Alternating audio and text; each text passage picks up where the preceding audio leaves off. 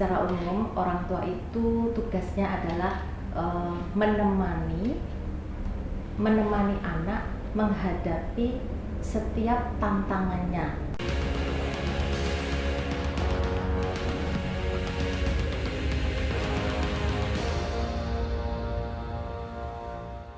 Apa kabar Ibu? Alhamdulillah baik. Bu Eta bisa perkenalkan diri sebelumnya, Bu Eta itu dari mana dan nama lengkapnya Bu. Jadi biar kami itu lebih sayang gitu, lebih kenal, lebih akrab. Gitu. Baik. Oke, nama lengkapnya itu Vesta Yumpi Rahmanawati.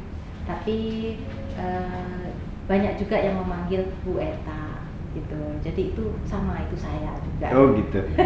Bu Eta sebagai psikolog, Bu Eta itu ada praktek khususnya gitu, tempatnya mungkin di mana atau institusinya gitu? Ya, baik. Saya praktek di Cahaya Nurani Resource Center. Saya juga berada di Yayasan Cahaya Nurani, itu menangani PAUD ya, PAUD inklusi, di mana di sana juga ada anak-anak dengan beragam perkembangan, termasuk anak-anak dengan gangguan neurologi seperti neurodevelopmental disorder namanya ya. Jadi semacam gangguan perkembangan yang terkait dengan ketidakberfungsian neurologinya, seperti autis, kemudian hiperaktif, kemudian juga gangguan bicara seperti itu.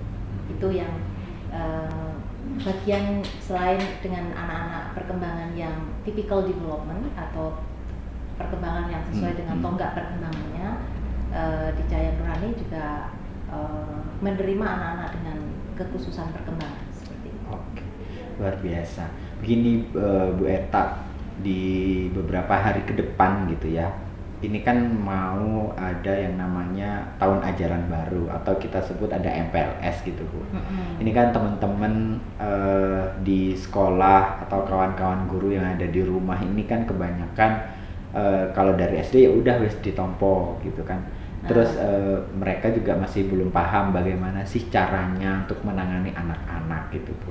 Anak-anak yang dari TK atau dari TK yang masih sangat beragam dengan perasaan yang sangat halus, dan di TK itu teman-teman guru PAUD itu kan sangat menyiapkan kelas yang sangat menyenangkan gitu Bu. Nah, apa sih yang harus guru siapkan terlebih dahulu untuk menyambut anak-anak dari TK yang sangat menyenangkan ke SD gitu? Apa sih yang perlu disiapkan dulu Bu?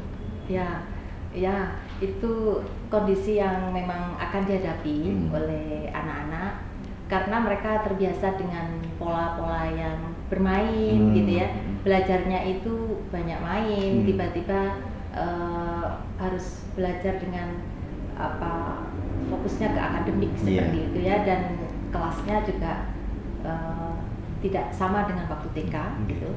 Nah, ini tentu membawa perubahan di mana anak-anak itu akan melakukan banyak penyesuaian.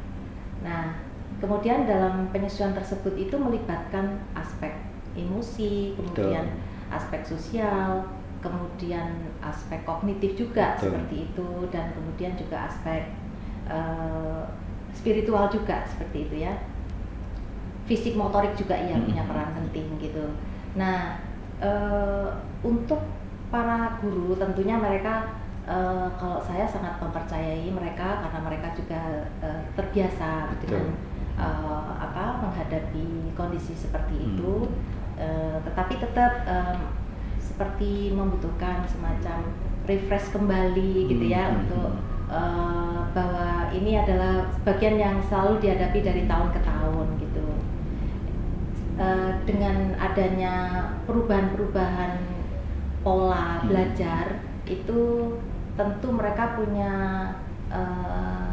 harapan dan juga punya cara-cara khusus begitu untuk merespon anak-anak seperti itu, dan pasti mereka juga dengan niat yang baik gitu ya, untuk menemani anak-anak di dalam mengantarkan penyesuaian berikutnya di jenjang berikutnya seperti itu. Berarti sebetulnya ini kembali lagi bagaimana guru setidaknya mengimbangi gitu, menyesuaikan tidak terlalu jomplang antara yang di TK dengan yang di SD gitu ya Bu ya. Oke. Ya, ya bahkan mungkin seperti memang tetap harus mengenal bagaimana pola di TK sehingga anak-anak itu bisa bergabung dengan sangat menyenangkan gitu untuk menuju pada penyesuaian. Oke. Jadi pembelajarannya kembali ke yang menyenangkan seperti anak-anak seharusnya.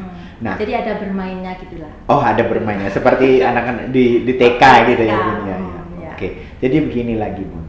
Ini banyak ibu-ibu bahkan orang tua di rumah itu yang kenapa sih anak-anak itu sekarang harus umur 6 tahun gitu. Kalau nggak 6 tahun nggak boleh di SD gitu. Banyak pertanyaan dari orang tua, kenapa anak saya ini harus di stop dulu sebelum 6 tahun gitu.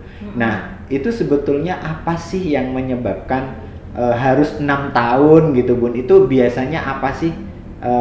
Kenapa harus begitu gitu? Bahkan harus 7 tahun kali ya? Iya, seperti itu 7 tahun seperti itu.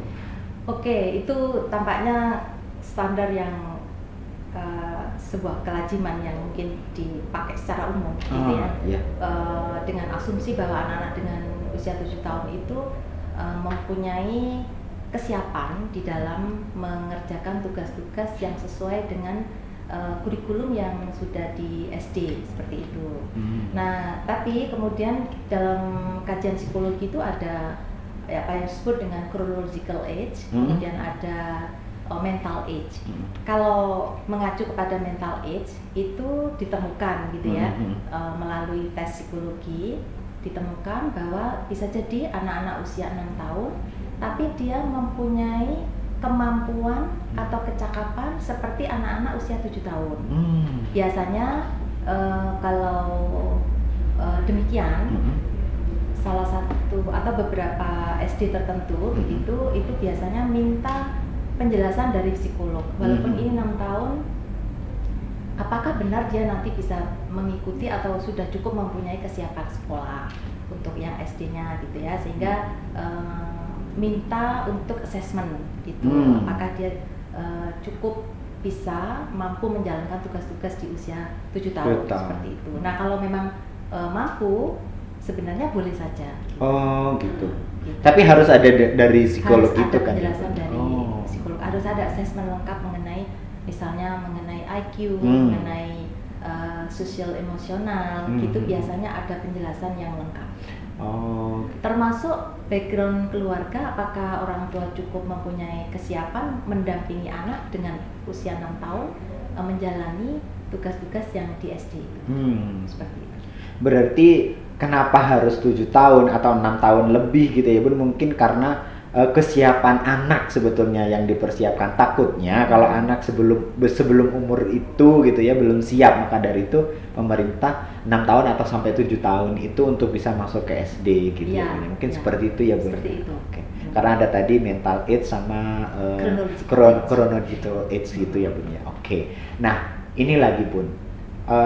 Biasanya juga orang tua itu tidak menyiapkan anak-anaknya secara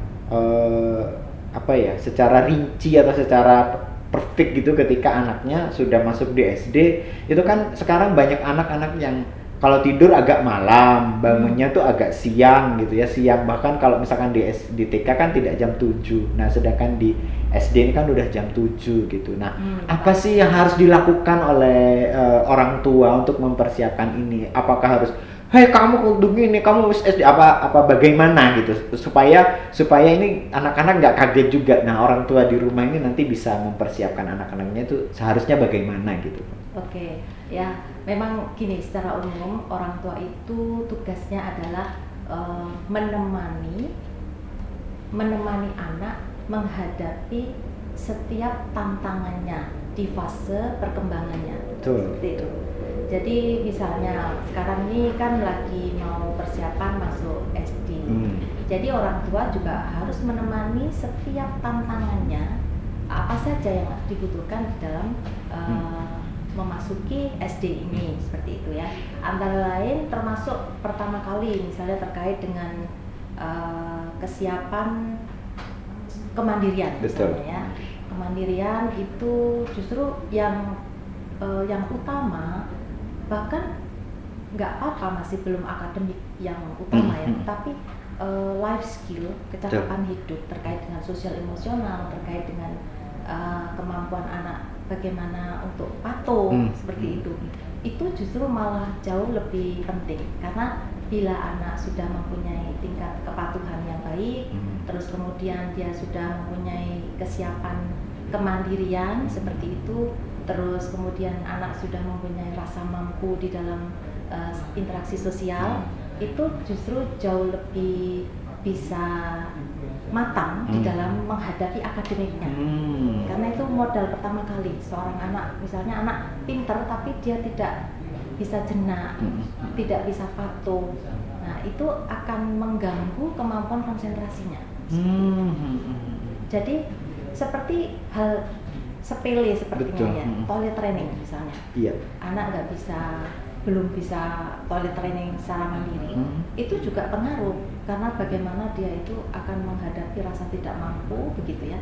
Jadi malah yang disiapkan itu seperti toilet training, kemudian kemampuan dia bisa self help itu, bagaimana dia melakukan bantu diri, makan sendiri, terus kemudian bisa beres-beres tasnya, barang-barangnya, mengenali barang-barangnya, ini barang saya, ini barang teman saya, itu jauh lebih bagus karena dia akan memperkecil problem-problem dalam interaksi sosial seperti itu. Terus kemudian kalau sudah demikian, dia akan menghadapi lingkungannya itu kan menyenangkan karena dia tidak menjadi anak bermasalah seperti itu. Nah akhirnya dia lebih percaya diri, lebih senang berangkat ke sekolah karena ada banyak hal yang dia bisa selesaikan dengan baik seperti itu. Jadi life skill dulu sebenarnya. Gitu ya, bisa nuang air ke dalam nutup botol minum gitu ya. Itu penting banget gitu karena itu sudah menyangkut kematangan motoriknya, sehingga dia ketika ada pelajaran membuka buku, menulis atau mungkin terkait dengan aktivitas motorik itu jauh lebih menunjang untuk kematangan seperti itu. Jadi mungkin ini sangat berguna juga ya teman-teman pengajar juga di rumah dan orang tua juga di rumah, bahwa seperti yang Bu Eta tadi sampaikan bahwa kematangan life skill anak itu memang benar-benar dibutuhkan. Jadi untuk mempersiapkannya kayak bangun pagi gitu juga itu seharusnya diajak gitu ya punya, bukan malah kalau orang Jember bilang dihura-hura gitu ya. Mungkin nggak perlu begitu kan ya Bu ya?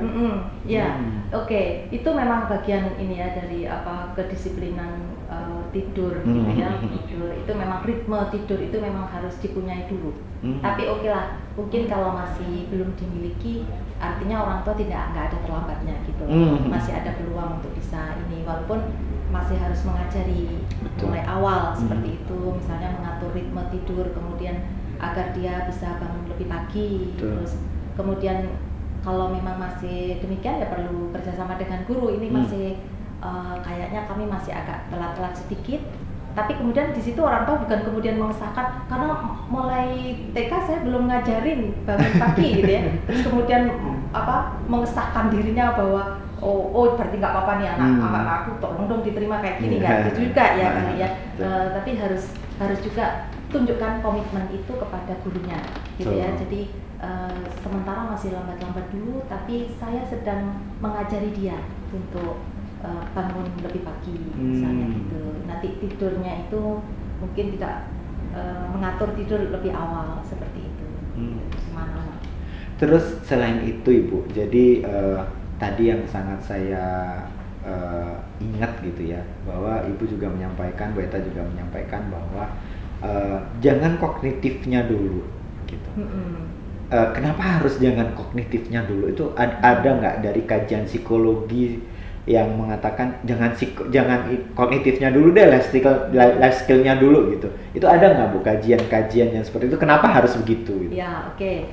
Maksudnya jangan fokus ke akademik dulu. Maksudnya akademik kan sangat berkait dengan bagaimana kognitifnya, fungsi-fungsi kognitifnya seperti itu. Karena sebenarnya anak-anak itu kalau kognitif itu juga ditunjang oleh kemampuan sosial emosional. Sebagaimana contoh dulu masih ketika IQ ditemukan bahwa IQ itu penunjang kesuksesan orang, gitu ya. Ternyata beda, gitu ya. Ketika Daniel Goleman menemukan tentang emotional quotient, tentang kecerdasan emosi, itu ditemukan 80% menyumbang lebih besar dibandingkan dengan IQ. Waktu itu dia tunjukkan melalui eksperimennya dengan seperti ini. Mungkin nggak apa-apa ini semua boleh bahwa nggak bisa diremehkan sosial emosional anak itu, gitu ya. Artinya begini, dari Goleman waktu itu membuat sebuah penelitian di Amerika ini ceritanya. Waktu itu anak-anak Amerika suka sekali dengan marshmallow, semacam permen gitu yang empuk-empuk, kayaknya di sini sudah mulai ada marshmallow. Nah, terus si Daniel Goleman begini, dalam kira-kira begini eksperimennya itu. Kalau kamu mau menunggu saya kembali, saya akan beri kamu marshmallow-nya 4 misalnya gitu. Tapi kalau kamu mau sekarang, saya beri 1 gitu. Ternyata anak-anak ini kan sebelumnya sudah diukur dulu IQ-nya tuh, dibuat rata-rata semuanya gitu ya. Nah, ternyata anak-anak yang memilih untuk menunggu, ini diamati nih penelitian ini, dia longitudinal study. Jadi setelah umur 25 tahun, ternyata anak-anak yang mau menunggu itu kesuksesannya jauh lebih tinggi. Dia menempati posisi penting di Amerika. Nah, di situ dia bisa membuktikan bahwa ternyata sosial emosional itu sangat menunjang untuk perkembangan prestasi seperti itu. Jadi IQ boleh jadi begini, kalau mungkin contoh yang sangat saya hadapi dengan klien, dengan keluhan para guru, sering misalnya guru ngomong begini, Bu Eta itu sebenarnya yang ini pintar, tapi sering dia nggak patuh. Nah begitu. Jadi akhirnya pekerjaannya itu jadinya berantakan, nggak selesai gitu karena buru-buru mau main. Karena apa? Dia nggak bisa menunda. Misalnya, bagus nih kalau aku bisa menyelesaikan tugas Bu Guru atau Pak Guru sampai selesai, nanti kalau sudah selesai aku boleh main. Nah, kemampuan memanage itu semuanya itu yang mereka nggak bisa gitu loh. Kenapa? Ya karena nggak bisa mengontrol emosi seperti itu gitu. Jadi ada banyak orang pintar tapi kalau nggak bisa memanage emosi, mudah marah, kan pasti ada problemnya, nggak bisa menunda kepuasan gitu. Jadi sepertinya semuanya pengen cepat-cepat selesai. Nah, itu yang mengapa kesiapan sosial emosional, kesiapan mental itu juga sangat penting. Bukan berarti akademik gak pentingnya, tetapi sebaiknya ini dulu deh, seperti itu. Sosial emosional itu yang menunjang. Apalagi kalau ditambah spiritual, wah tambah keren tuh ya. Jadi kadang-kadang anak-anak itu perlu ini ada temuan nih ya, spiritual, bagaimana spiritual atau religiusitas itu menunjang pada perkembangan. Apalagi kalau orang tuanya itu sangat menerapkan bagaimana kehidupan spiritual, maka di situ akan bisa dilakukan. Sebagaimana contoh begini, ada kasus waktu itu si anak ini biasanya kan tiba-tiba nggak tahu, takut sekolah. Betul. Karena melihat bagaimana seorang guru itu bilangin temannya mungkin dengan nada agak tinggi seperti itu ya. Jadi dia ketakutan seperti itu. Padahal bukan dia yang ini ya, yang kena yang dibilangin itu bukan dia sebenarnya. Dia lihat aja temannya. Nah terus kemudian dia bilang, Mama aku mau sekolah. Gitu. Aku takut gitu ya, karena mungkin dengar suara nada yang tidak biasa saja sebenarnya. Di TK dia dengar suara gurunya lembut. Di rumah dia tidak pernah mendengar nada-nada yang sangat tinggi, tiba-tiba dia menemukan sesuatu yang berbeda. Nah, kemudian orang tuanya karena sangat spiritualitas, saya nggak tahu harus bilang apa nih ke anak saya hanya bilang gini, adik nggak apa-apa di sekolah, nanti mama doa dari rumah.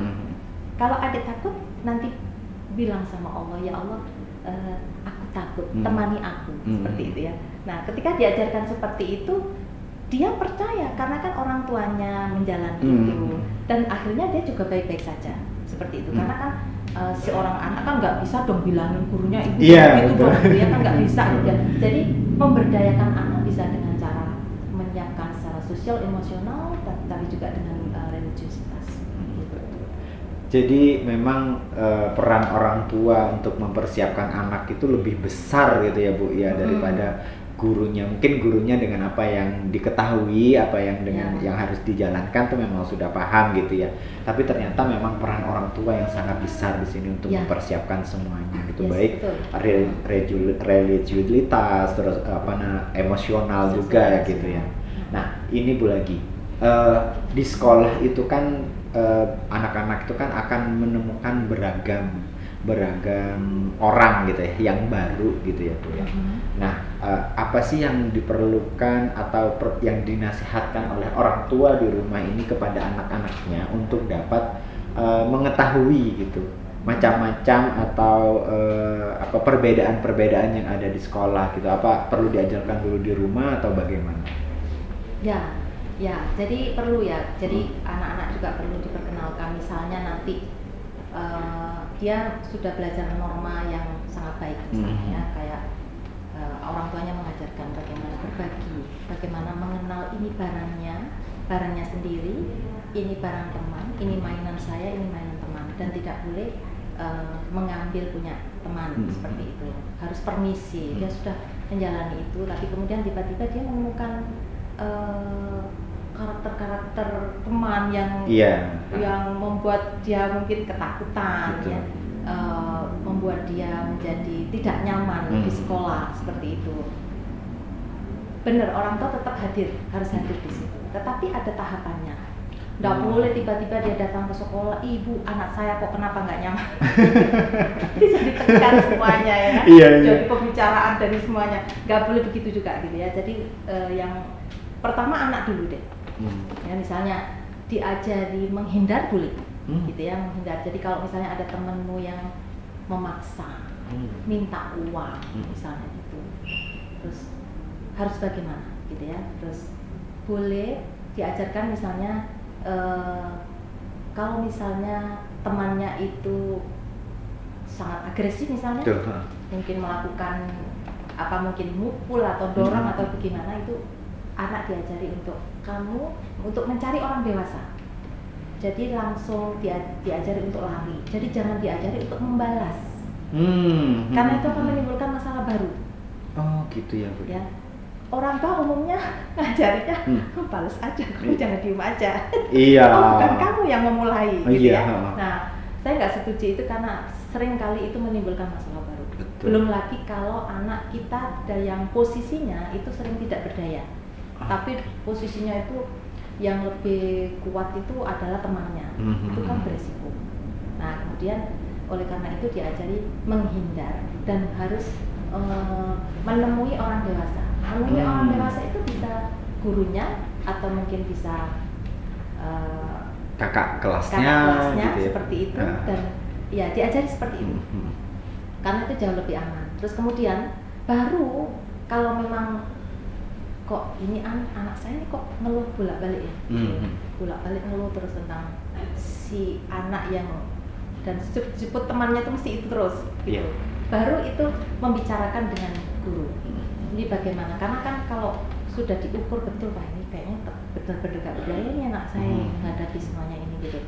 Terus baru orang tua baru menyampaikan bagaimana anak saya menjadi aman dan menjadi suka ke sekolah. Karena kadang karena masalah pertemanan seperti itu sangat mungkin, apalagi nanti kalau itu sekolahnya masih baru ya, baru terus masih penyesuaian dengan teman-teman, belum dapat teman seperti itu, ada teman yang menunjukkan perilaku-perilaku yang tampaknya tidak pernah ditemui gitu, tentu ini akan membuat dia akan menjadi tidak nyaman di sekolah. Baru nanti kalau sudah bisa menemui guru untuk bisa bekerja sama bagaimana anak saya merasa aman di sekolah. Nah, baru itu. Yang terakhir ini Bu, jadi yang titik poin atau titik fokusnya orang tua harus lakukan itu apa? Monggo disampaikan kepada teman-teman di rumah dan ibu orang tua di rumah. Oh ya, oke. Jadi memang di sini terutama itu yang perlu dilakukan orang tua itu selain sosial emosional, menyiapkan sosial emosional, tapi di sini orang tua boleh menemani emosi anak seperti itu. Emosi anak di sini itu dalam arti begini, apabila anak-anak itu masih dalam kategori takut atau mungkin tidak nyaman seperti itu, orang tua tidak boleh mendenial atau mengingkari perasaan anak. Misalnya dengan mengatakan nggak apa-apa kok, ayo sekolah, kalau kamu nggak sekolah mau jadi apa? Nah, bukan itu yang dibutuhkan anak, tapi dia ingin ditemani perasaannya gitu. Jadi boleh jadi dengan mengatakan kalimatnya itu adalah kalimat yang terkait dengan kondisi emosi anak. Misalnya aja, adik masih takut ya, adik masih belum nyaman ke sekolah gitu. Sebenarnya anak-anak dengan dikatakan seperti ini, maksudnya dengan kita mengungkapkan seperti ini, anak itu merasa dipahami. Kalau anak sudah merasa dipahami, anak kan mesti begini, mamaku kok ngerti ya kalau aku masih nggak nyaman, mamaku kok ngerti ya kalau aku masih khawatir gitu ya. Nah sehingga dengan seperti ini anak itu akan mudah menerima nasihat. Jadi misalnya dia akan lebih percaya nanti ketika gak apa-apa ya dek, nanti adik mama tunggu sini dulu, mungkin boleh kok ini seminggu nungguin misalnya. Jadi adik masih masuk seperti itu. Terus kemudian mendengarkan lagi apa-apa yang menjadi kesulitannya, mungkin terkait dengan teman. Nah berarti orang tua juga harus mengajari bagaimana social skill juga seperti itu, bagaimana berteman, bagaimana berbagi, bagaimana menghadapi teman yang sangat mungkin membuat tidak nyaman seperti itu, boleh diajarkan semuanya. Terima kasih Bu Eta. Baik. Ini sangat luar biasa. Jadi ini menjadi bekal persiapan untuk guru dan untuk teman-teman dan kawan-kawan pengajar yang ada di rumah. Ingat tadi apa yang disampaikan oleh Bu Eta bahwa tidak hanya kognitif yang harus dikembangkan, tetapi kematangan emosional juga harus dikembangkan. Terima kasih Bu Eta atas kehadirannya. Kita jumpa lagi mungkin di lain waktu gitu ya Bu Eta. Ini sangat luar biasa dan walaupun sangat pendek, ini padahal masih banyak lagi Bu, tapi karena waktu gitu ya. Baiklah, terima kasih, saya akhiri. Wassalamualaikum warahmatullahi wabarakatuh.